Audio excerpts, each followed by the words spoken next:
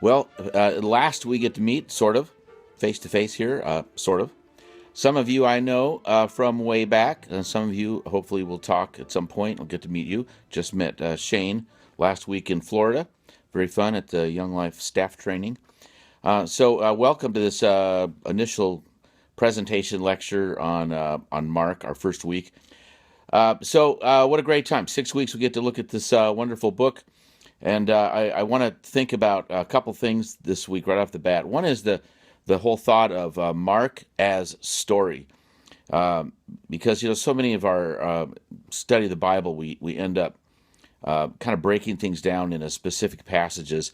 It's great that we have the chapters and numbers, but sometimes that puts us in a place where we don't really look at the overall context very well. And Mark is one place where we can look start to finish in one story and be captured not by just analyzing it, but by being affected by the story itself and how the writer put this together for us to be really a life-changing event. So, Mark as story. Think for a moment about what might be the last great story that you saw or have experienced. I don't get to see plays too often, but I love when I get to go to a play and watch people on stage perform something. We all like movies. I'm sure by now you've seen Star Wars. Some of you probably 5 times, including IMAX, because you have no other life probably. So maybe you're doing that. But we love a good story, and of course that was the big breakdown on Star Wars. Was people saying, is it a story that fits in with, what happened with the overall series of movies? So I love a play. I've noticed that when I go to a play, rarely does, in fact, it's never happened that someone comes out in the beginning and says, just here's how the play is going to end, and then ruin it for us. No, they want us to experience the play, the 2 or 3 acts of experiencing the story and trying to figure out where is this going.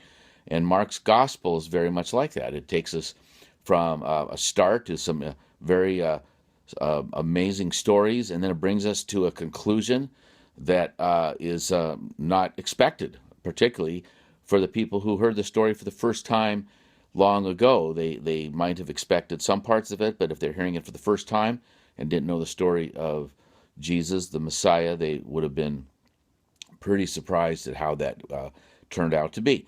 So Mark does start the story by letting us know what it's about, so they have some idea, of course. But the way it unfolds is really quite fascinating. That's how a good story is. We all like a good story, whatever that is for you. It grips us. We don't break it down and analyze it too much. We're moved by the story. So Mark is a story. If we think back a couple thousand years ago, how would it have been read in the beginning? It certainly would have been read for other people to hear it. Most people 2,000 years ago weren't literate enough to read this themselves, especially in maybe Greek. And so, the story would be read for them, and probably start to finish. That's why, of course, wanted you to read the whole book in one setting. I also wanted you to look at a couple of those videos from that actor, just to get a sense of how strong the story could be when told as a play or as a stage presentation. I saw Mark done probably a decade ago by a different actor that did it at our church, and it was just spellbinding as he told a story that we were familiar with but hadn't really thought about what it was like 2,000 years ago to hear that story. So trying to imagine yourself, as one of those early Christians, certainly worried about persecution and suffering, trying to figure out how as the decades go by, what's happened to Jesus. Why has he not come back? All these things that they struggled with, and then here they are, hearing the story and being reminded of so many important things that were just got them through and kept them faithful to know that Jesus was going to be there for them and with them as they suffered tremendous persecution and deep, deep questions about what was going on. So Mark is a story. Let's not forget that as we read it and we break it down. It's part of one big story in itself. And of course, that's a part of an even bigger story about what God intended from beginning of creation all the way through the end of the New Testament. So it's a part of a big story.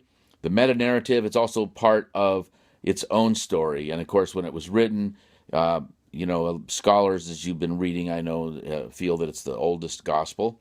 Um, Lots of reasons for them thinking that. I learned some of that in seminary when my Gospels professor made us spend hour after hour underlining in Greek the Synoptic Gospels, similar stories, to see how they were similar, sometimes exactly, and then sometimes a little bit different in each Gospel writer's portrayal. But scholars believe that Mark was the first one. Think about the kind of style of story that is, and how unknown and unfamiliar that was to so many, to try and figure out, what is this book? Is it a biography, or is it fiction? What is it?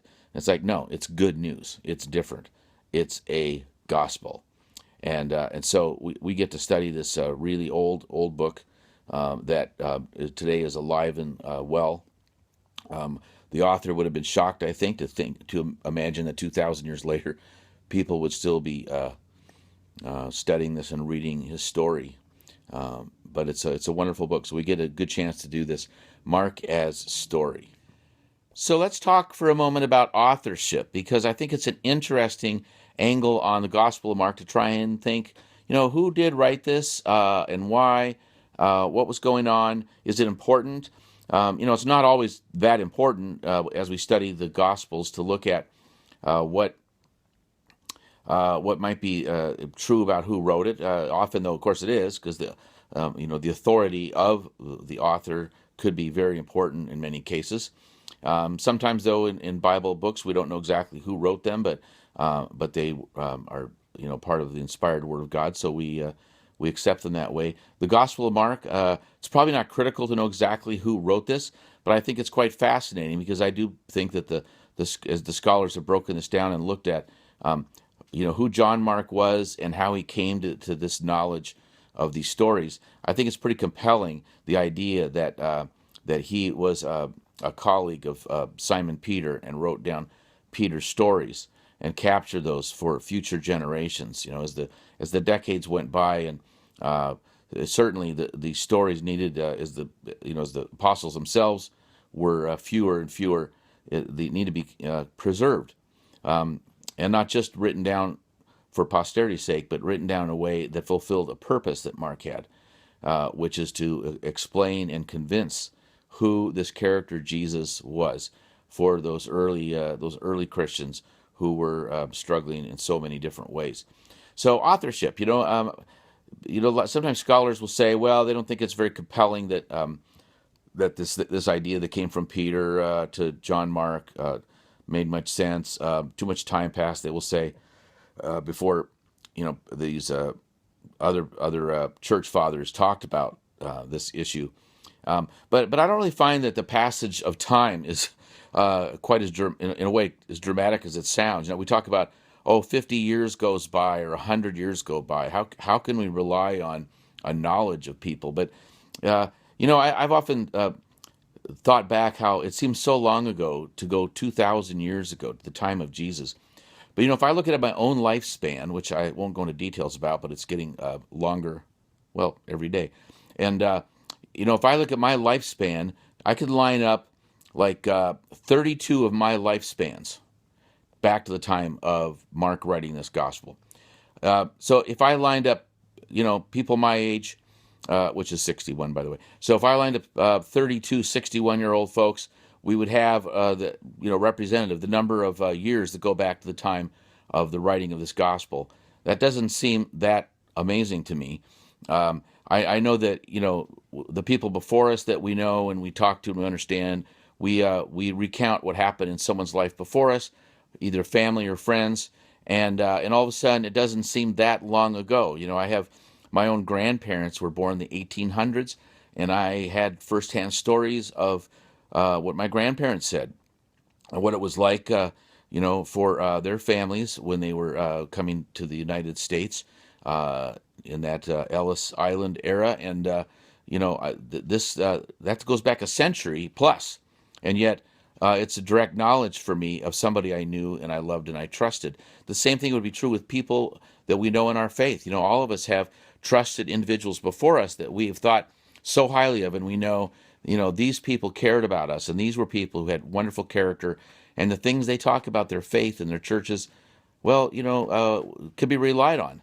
And that would be true also of the people before them. If I can trust the people before me, won't I also trust that the people before them were looked at in the same way, and the people before them and the people before them, going all the way back to the time of Christ himself, so on this earth. So I think that the issue of authorship is actually an issue of people relying on each other to pass down the faith from one generation to another. And I think Peter probably did that to this younger man named John Mark, and sent that down. One of the most fascinating verses in Mark's gospel is one that comes up many chapters from where we've started. I believe it's 1459, I think it is, where as the disciples have deserted Jesus, there's this interesting little verse that says, a young man wearing nothing but a linen robe, dropped it and ran, naked, basically, fleeing like the others. And if you read that verse and you go, what is that doing in there? It's hard to understand what was the point of that verse. And again, scholars, debate this. But I think it's a pretty interesting idea that this was Mark's own signature, that it was him possibly in that story. He's not seen as an eyewitness to the events, but actually I think he might have been, because I think John Mark, from other scriptures, we know that it was his mother's house.